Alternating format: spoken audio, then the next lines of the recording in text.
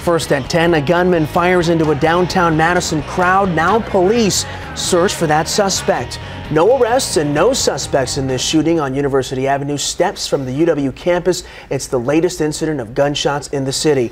News 3's Theo Keith has been on the story from the very beginning. And Theo, the shots have sparked some strong reaction, correct? Yeah, Andy, certainly this is unsettling for the city and the university. A lot of visitors in town for a happy graduation weekend.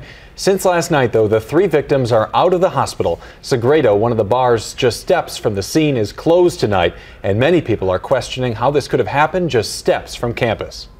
Not here, man. Not on a college campus with a bunch of kids. That ain't right. What happened overnight shook a steady campus community. Went outside, lit my cigarette, heard 3 gunshots, watched everybody take off down the street just as fast as they could, and the cops were here as fast as before my cigarette was gone. None of the victims are UW students, but on campus there's concern. I was astounded, really, because nothing like this really happens on campus. You want to be safe here. You don't have to be worried about getting shot. It should be common sense, but of course common sense is never that common.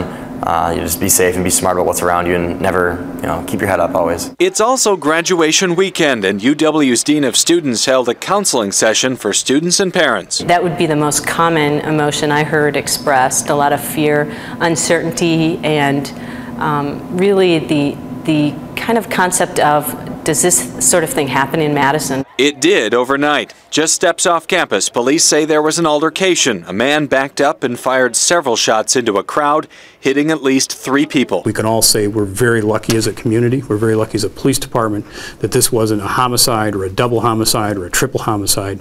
This was a very, very dangerous situation. Police spokesman Joel Despain says it may be a targeted attack, but it's too early to tell. They've got only a vague suspect description. We need to put the bar very high in Madison, that we're not going to tolerate this type of thuggery and gun violence in this community. You heard the frustration there. Police have identified this block of University as a problem spot before, but mostly for fistfights, not for gunshots.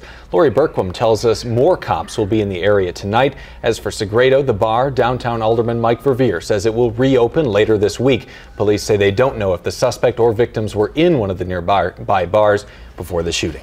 Very lucky this wasn't a homicide, but still just a lot of questions for the city. Right. Theo Keith reporting. Theo, thank you. You bet.